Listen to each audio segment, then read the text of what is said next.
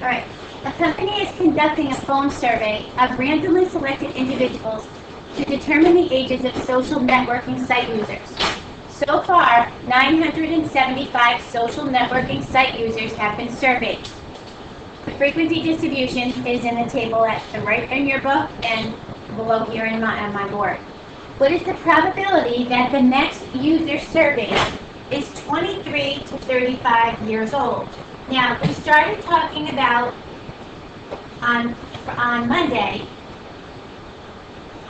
that the probability is used as a forecasting, as a prediction tool. They've already surveyed 975 people, and they got these responses.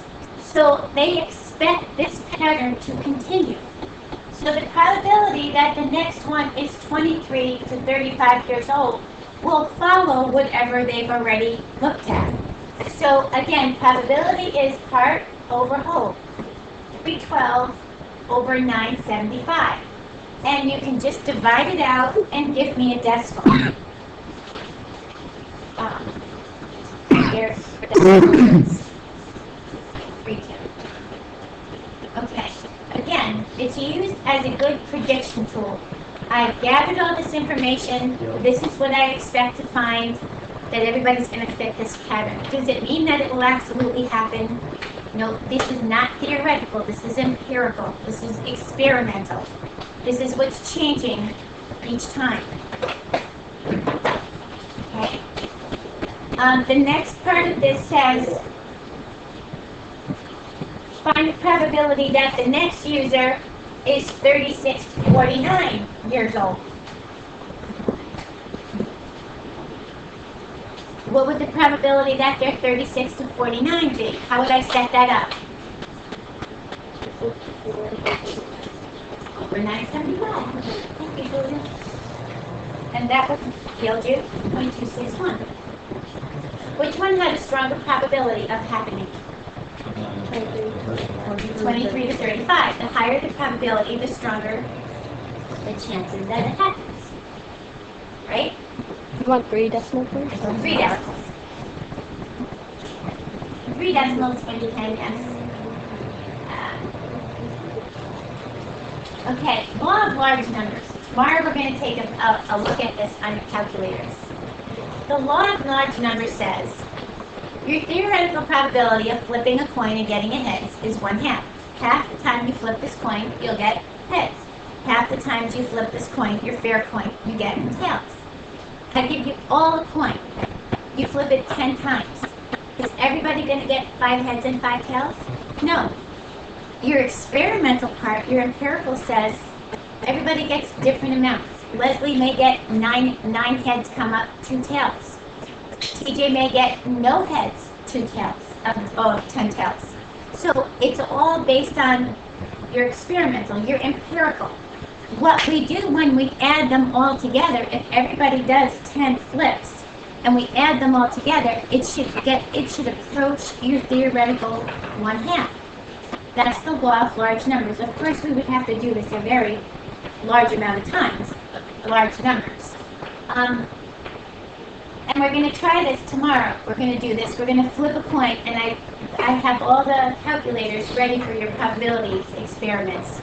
So we're going to flip a coin on your calculator, and we're going to do it a number of times, and then we're going to add them all together as a class and see if we approach the theoretical 1/2. So it's kind of interesting when we do this. You can almost see like card counting, and like if you're under or over or right in the zone there. So you can kind of figure it out a little bit. All right. So example 8. We classify each of these statements as an example of classical probability, empirical, or subjective. Probability that you will get an A on your next test is 0.9, 90%. Is it theoretical, been proven over a long time, empirical, experimental, or subjective? Subjective. It's got a little bit of your background knowledge. I studied real hard. Every time I study real hard, I know I do well on a test. And I know this information. This is your subjective part. It's got a little bit of your gut feeling in here.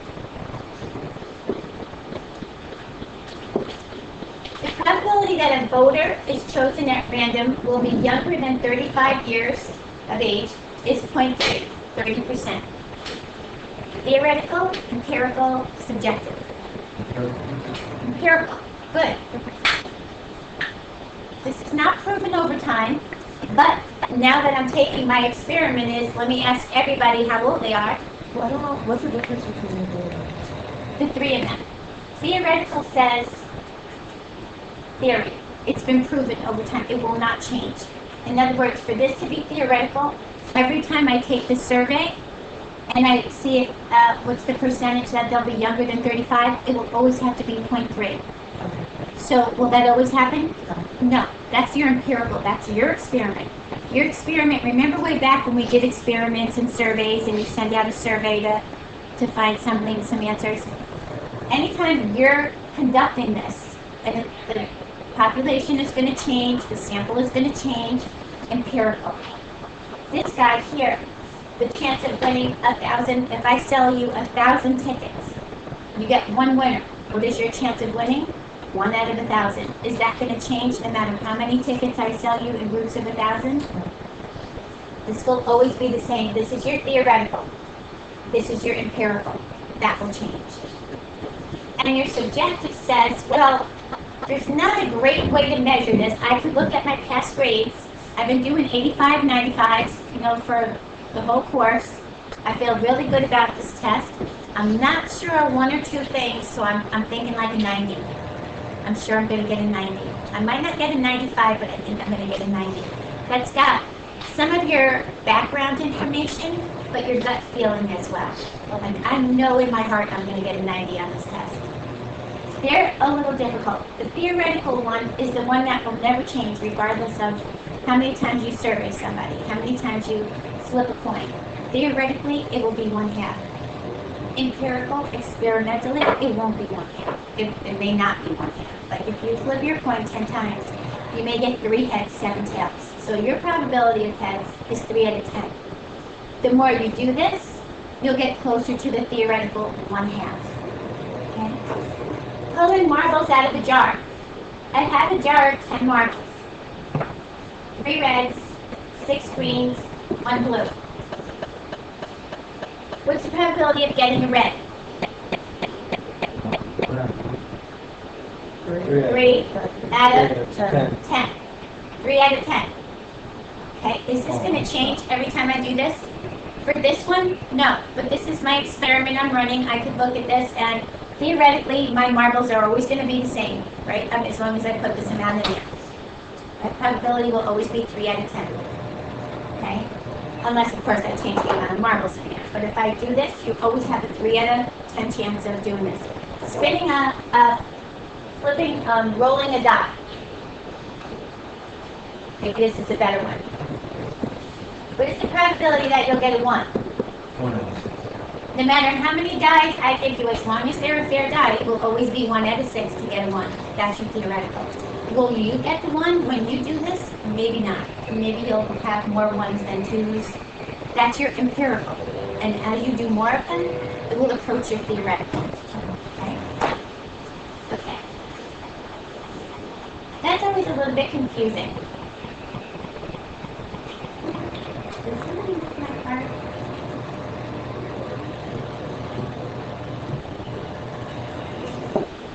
Did you move my card? Why didn't? Why didn't? I know with Oliver, when he slept, he probably banged it.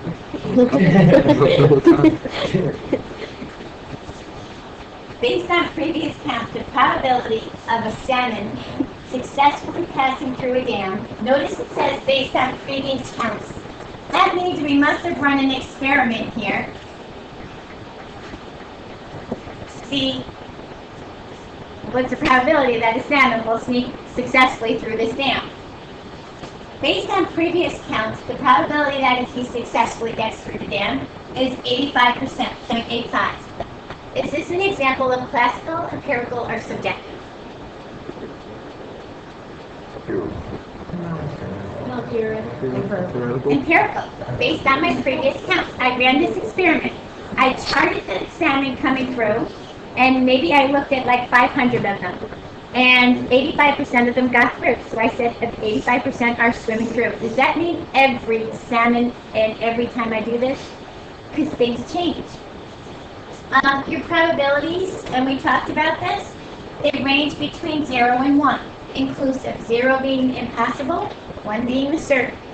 We said if you have a jar of marbles that are blue and red, 5 and 4, we have 9 marbles. What is the probability of picking a blue? 5 out of 9. 5 out of 9. What is the probability of picking a red? Remember all your probabilities, the sum adds up to 1. Notice these are between 0 and 1. What is the probability of getting a green? 0 out of 9. 0. Can never happen. That's your impossible. What is the probability of a blue or a red? 1 out of 9. 1. That will always happen because that's all that's in there. All your other probabilities exist in between 0 and 1. Will they ever say like, well, if they say like a blue and a green, you can say 5 out of 9. A blue and a green, you can't pick a marble that is both a blue and a green. You have to use the or. Yeah, blue, well, they won't say that. Well then, yeah, But you it would was have supposed to to be use the 5 out of 9. blue. You would have to use the blue because you have no green. Okay. There we go. Okay. Okay, complement. This is another good one. Complement. It's a complement with an E, not an I. Complement is the not situation. So say I have a whole bunch of marbles in my jar. I have blues, reds, greens, yellows, purples, and tans. And they add up to 20. And I'll give this 2, 4, 6. Okay. Now, I want to know what is the probability of getting blue. So I say 2 out of 20. 2 out of 20. Okay. What is the probability of not getting a blue? 18 out of 20. Did I want to count? Did you count all these up, Gina? Did you count those all up for me when you said 18? I'm leaving the bottom. No, who said 18? Who said 18? You did. So how'd you get 18? I count, I just, You just subtracted. You said 20 minus 2. This is your complement.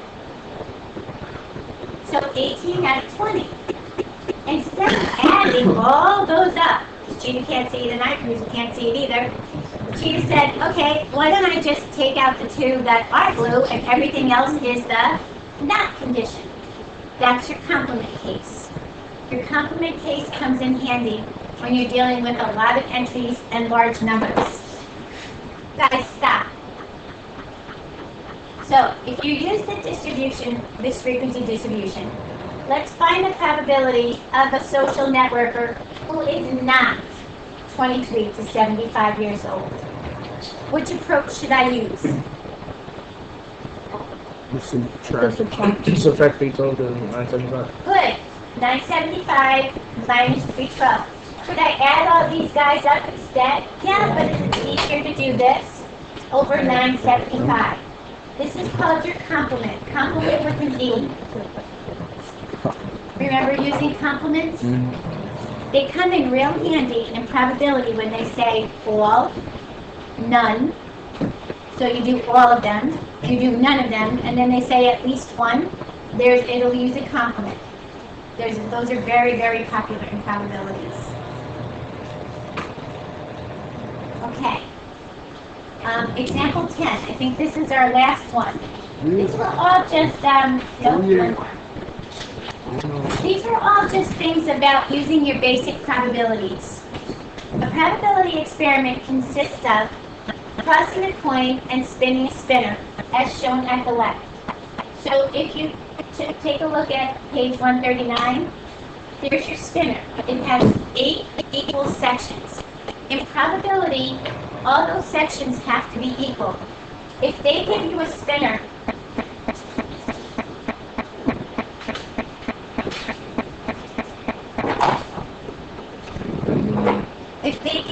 spinner like this. And they say, what is the probability of choosing a pink? He's pink, white, red. What's the probability of a pink? 1/4. I gotta make sure everybody's divided the same way. The probability spaces have to be equal. Not 1 out of 3 because these two sections are not equal. So this is 1/4. What is the probability of getting a red? 2/4 or 1/2, right? Okay, all your probability pieces have to be equal in order for you to count those probabilities. So the spinner they gave us had 8 equal sections. We had 8 sections, 1 through 8, and they were equal. The spinner is equally likely to land on each one.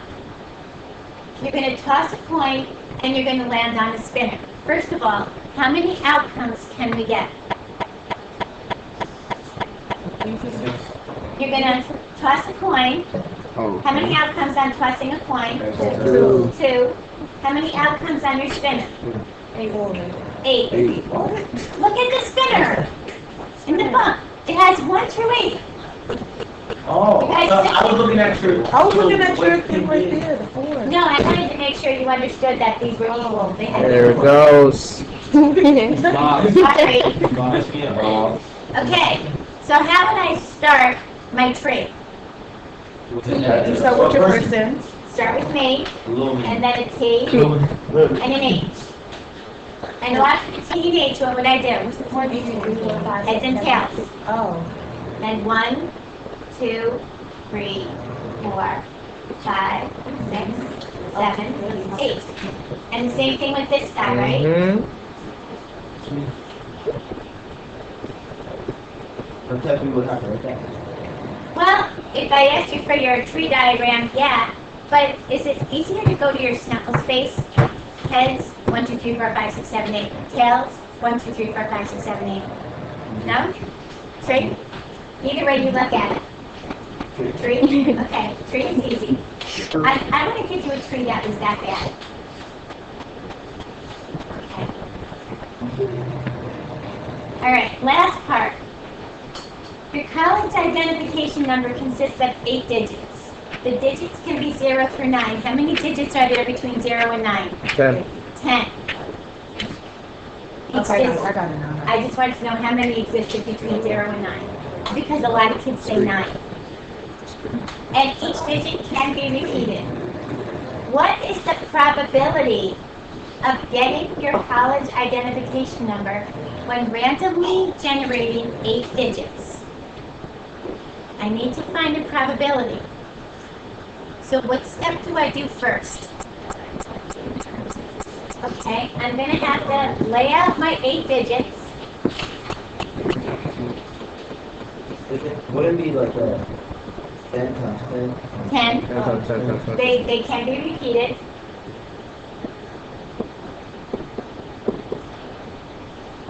So this is 10 to the 8. That's how many ways. Is that my probability of generating your one college identification number?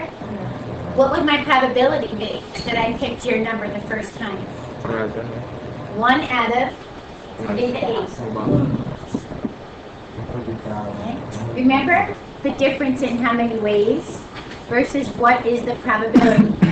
A lot of times they will first ask you how many different ways are there to generate your 8-digit identification number, and then they will say, what is the probability of getting your college identification number? How many college identification numbers do you own? 101. Which one? One number identifies you. Your ID number for school. Does anybody else have that ID number? No, that's your number. How many positions is your ID number? 5? Or 6. 1 or 6?